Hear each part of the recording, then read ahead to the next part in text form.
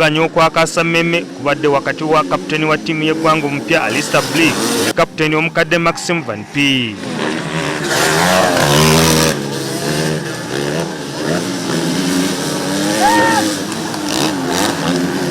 Bano badde battunka mu kibinja kya MX1 wabula nga bagattiddwako abavuzi abalala ba MX2. Maxim abadde afunziza Blick wabula ng'ebula rawundi 2 akoze ensobi n'awetera mu bisooto ng'ayagala okufunza ekkoona awo n'asigala emabega.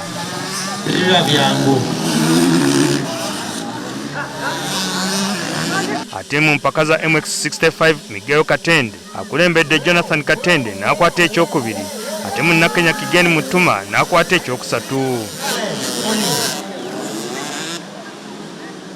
MX85 munnakenya Bayan Tilena awangudde, ate munnayuganda Jerome Mubiru n'akwata ekyokubiri. Arthur Blick Jr. yeerisiza nkuli mu MX Veterans, ate Fred Yongo n'akwata ekyokubiri.